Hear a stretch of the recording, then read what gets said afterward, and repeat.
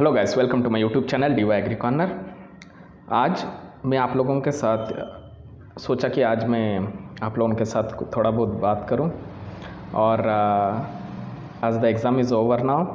आप लोगों को बहुत ही टेंशन होगा कि अभी कट ऑफ क्या होने वाली है और कैसे रहने वाली है और कितनी रहने वाली है, ये सब चीज़ आपके माइंड में अभी होगा। और मैं आपको एक ही बात बताना चाहता हूँ कि कट ऑफ कितनी होगी वो रेंज हम लोग सोच सकते हैं कि ये रेंज से ये रेंज के अंदर में कट ऑफ हो सकती है, ये हमारा प्रेडिक्शन है। लेकिन कट ऑफ वो सिर्फ IBPS ही बता सकता है आप लोगों को, और वो कितनी होगी, हमारी सिलेक्शन होगी कि नहीं, वो सब चीज़ हम लोग को IBPS ही बोल सकता है। और जब आपका पूरा सिलेक्शन फेज़ ख़त्म हो जाए, सभी राउंड आपका ख़त्म हो जाए, तभी जाके आप उस पर प्रेडिक्शन कर सकते हैं। उससे पहले कुछ प्रेडिक्शन करना या हमको कट ऑफ कितनी रहेगी वो बोल पाना बहुत ही मुश्किल है, ठीक है। और मैं ये सही नहीं समझता हूँ कि मैं अपने स्टूडेंट्स को, मेरे जो फ्रेंड्स हैं उन लोग को मैं कुछ गलत इन्फॉर्मेशन दे दूँ या फिर कट ऑफ इतने हो गया मैं उन्हें बता दूँ और बाद में उनको उस चीज़ में बाद में उनकी तकलीफ़ हो और उनकी सेंटिमेंट्स को हर्ट हो, ये मैं नहीं चाहता हूँ बिल्कुल भी। तो इसीलिए मैं आपको ये बताना चाहता हूँ कि हमारा हाथ में जो है अभी हमको वो करना है। मैं जानता हूँ कितने सारे बच्चे अभी बहुत ही डिमोटिवेट स्टेज में होंगे कि उनकी एग्ज़ाम अच्छी नहीं गई है या फिर उन लोग अच्छे एग्ज़ाम में नहीं कर पाए हैं। They could not able to perform well in the exam in any way, क्योंकि हम देखेंगे तो एग्ज़ाम की क्वेश्चंस इतनी भी आसान नहीं थी। क्योंकि बाहर से बोल पाना वो आसान है, अगर आप अभी आके देखेंगे तो आप सोचेंगे कि हमें इतना अटेंड कर लेना चाहिए था, इतना अटेंड कर सकते थे, ये सही हो सकता था। लेकिन एग्ज़ाम की प्रेशर के टाइम में और मेंस एग्ज़ाम की जो अपने आप में जो प्रेशर है उसको हैंडल करने के टाइम में हमसे थोड़ी बहुत गलती हो जाती है। और ये it is genuine and it is normal for every aspirant कि we use to commit some type of mistakes in the exam. So अगर हमसे अभी हमारे पास क्या है, अगर हमारे पास अभी दो ऑप्शन है, मैं वो कैंडिडेट के लिए बताना चाहता हूँ जो सोच रहे हैं कि अभी क्या होगा हमारे लाइफ में, हमने तो बहुत सारे गलतियाँ कर दी और हमारी अटेम्प्ट बहुत सारी कम है, तो हमें अभी क्या करना चाहिए। तो मैं आपको ये बता दूँ गाइस कि this is not only the end of your career, this is only a exam, okay. So आगे भी आपको इस साल में आपको बहुत सारी एग्ज़ाम देखने को मिलेगी। और जैसे कैलेंडर रिलीज़ हो चुकी है, आगे भी IBPS AFO होने वाली है, इस साल भी होने वाली है। बस बात यह है कि आपकी तैयारी कैसे होनी चाहिए। मैं हर एक वीडियो में बताता हूँ कि आपको समझना है एग्ज़ाम क्या चाहती है, एग्ज़ाम किस टाइप की कैंडिडेट्स को चूज़ करना चाहती है। ये नहीं कि बस हम लोग जाए और एग्ज़ाम दे दे और हमारा जो पढ़े हैं will remember everything and will just go and will vomit in the exam. वैसा नहीं है। हम जाके जो भी पढ़े हैं, रट्टा मार के गए हैं, निमरा सुंडा ये सब चीज़ रट्टा मार के गए हैं और हमको वहाँ से क्वेश्चन डायरेक्टली आ जाएगा और हम अपेयर कर लेंगे। ये एग्ज़ाम अभी वो ऐसा डिमांड में नहीं है, क्योंकि ये आपको जॉब दिलाने वाली एग्ज़ाम है। तो आपको उस पर बहुत सारी कंपटीशन भी है, उनको एलिमिनेट करना है। आप अपने कैंडिडेट्स के कंपैरिजन में आप क्या कर पा रहे हैं वो मायने रखता है। सो इसलिए आपकी खुद की थोड़ी बहुत इंटरेस्ट, थोड़ी बहुत एफर्ट होनी चाहिए। ऐसा नहीं कि हम एक उठा लिया और वो जो बता रहे हैं हम उसको पढ़ते जाएंगे और वही एग्ज़ाम से क्वेश्चन आने वाला, हम वही एक्सपेक्टेशन में जाएंगे, तो ऐसा बिल्कुल भी गलत है। और वैसा स्ट्रैटेजी जो फॉलो कर रहे हैं वो उनको सिलेक्शन लेने में बहुत तकलीफ़ होगी। अभी मैं ये बताना चाह रहा हूँ कि आप लोग ये सोच रहे होंगे कि अभी हमारा एग्ज़ाम ख़त्म हो गया, अभी हमको क्या करना है, ठीक है। तो मैं आपको ये बता दूंगा guys, you should not feel demotivated first of all, because till now you have come and आगे आपको पता नहीं है कि क्या होने वाला है। बस अभी आपके पास दो ऑप्शन है, आपको क्या करना है, आगे की इंटरव्यू की तैयारी करना है या आगे की प्रिपरेशन करनी है। देखो गाइस, अगर आप लोगों समझ रहे हैं कि हमको इंटरव्यू का कॉल लेटर आ जाएगा, अभी मैं आपको सिलेक्शन के बारे में नहीं बता रहा हूँ, आपको इंटरव्यू का कॉल लेटर आ जाएगा, तो आपको अभी इंटरव्यू सेशन के बारे में थोड़ा बहुत जानकारी लेनी है, थोड़ा बहुत प्रिपरेशन करना है। क्योंकि अगर आप इंटरव्यू तक भी चले जाते हैं, इंटरव्यू की वो जो फियर होती है, वो जो एक्सपीरियंस होती है, अगर वो आप गेन कर लेते हैं, वो आपको आगे जाके बहुत हेल्पफुल होने वाली है। In other exams also it will be a very helpful experience for you, okay.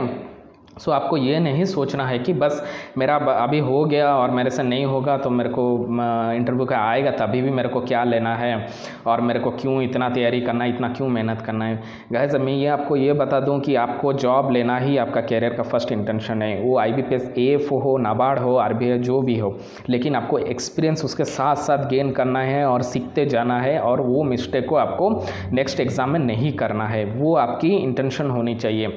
और मैं आपको उसी चीज़ पे गाइड करना चाहता हूँ कि आपको हर एक चीज़ को उतना ज़्यादा सीरियसली नहीं लेना है, लेकिन कितना जल्दी हम सीख पाए और हमारा गलती से हम ओवरकम कर पाए और हमारी थिंकिंग करेक्ट वे में अप्रोच में जाए, वो हमारे लिए बहुत इंपॉर्टेंट है।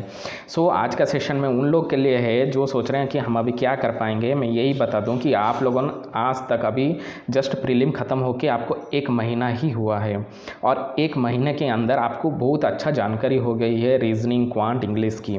उसके साथ साथ आपने मेन एग्ज़ाम के लिए अपना प्रोफेशनल नॉलेज भी पढ़ा हुआ है। अगर आप आगे देखेंगे within 1 to 2 months you will be having other phase of exams. Okay, many exams are nearer to you or it will be in the near future. Okay, so you should not skip out all those exams. Okay, so the thing is that you have to prepare very well. Now you already prepared to some extent. अभी आप 0 में नहीं हैं, अभी आप कुछ 70% में हो या कोई 80% में, कुछ भी आप ऑलरेडी कुछ पाथ आप कवर कर चुके हो। ठीक है, अभी यहाँ से आपको पीछे जाना है या आगे मूव ऑन करना है। This session is very very important. और मैं आपको यही बोलना चाहता हूँ कि गाइस ये गलती हम अक्सर कर लेते हैं कि हम डिमोटिवेट हो जाते हैं और हम पूरा तैयारी अभी 1 महीना 2 महीने के लिए छोड़ देते हैं, बस यही सोच में कि what will be the result, that we don't know what will be the result, who is going to be selected, we don't know. हमको परफॉर्मेंस देना है, ये हम पे है। It is our role, it is our duty, it is our objective.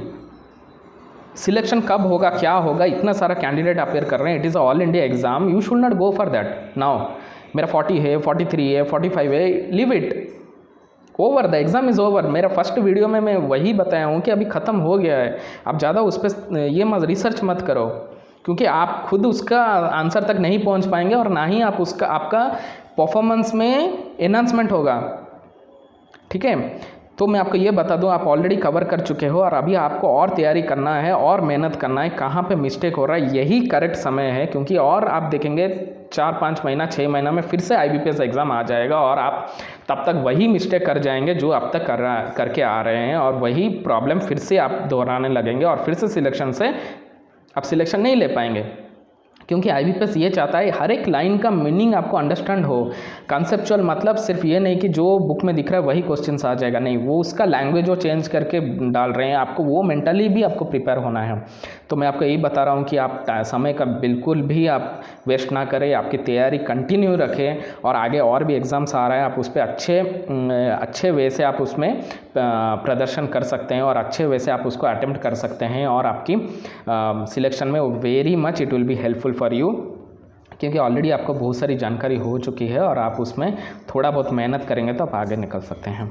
और दूसरी बात रही दोस्त candidates who are thinking whether I will get selected और not, this is for you guys.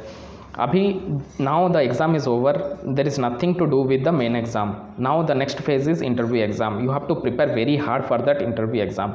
Suppose I am giving one example, suppose one guy candidate have scored 35 mark in the main exam. Okay, for example I am saying you should not take it as a compulsory. Okay, example way में I am saying कि 35 marks he scored, but in interview but you have scored 33 marks.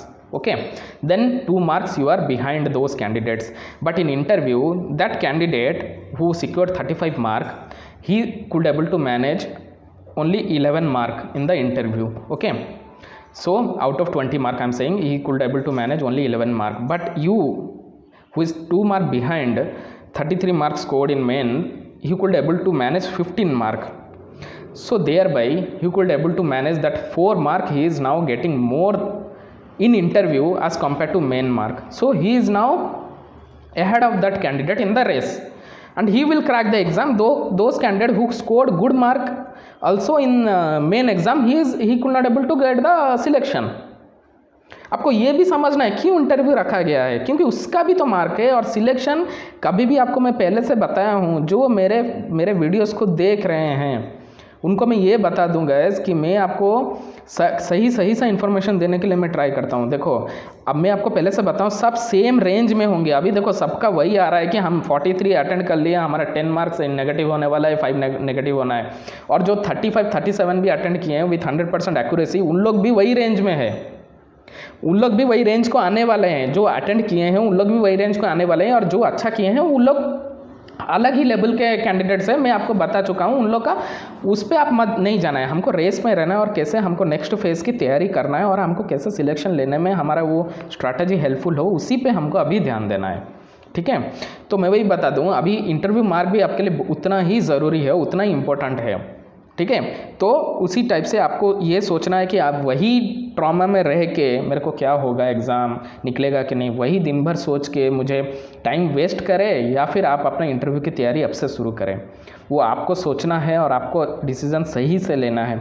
और मैं आपको as a guide बोलना चाहता हूँ कि interview की तैयारी आप जितनी जल्दी हो सके करें। टाइम की सबके लिए सेम है, और टाइम की बेस्ट यूटिलाइजेशन जो करता है, सही स्ट्रैटेजी जो अपनाता है, वही जाके अपना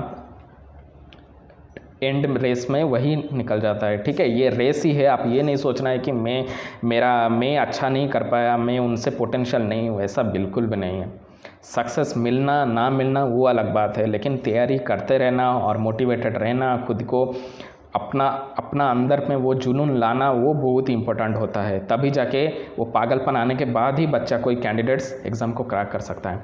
so next session I will bring all the interview sessions for you guys, so you should not worry for all those things. So in this next session I will tell you what are the things we should take care of before preparing for interview and everything.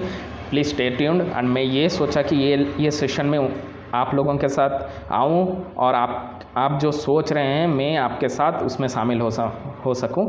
It was my intention. So in next session we will think how we should prepare, and don't worry guys, be prepared, be confident, we can able to crack the exam. Don't worry guys.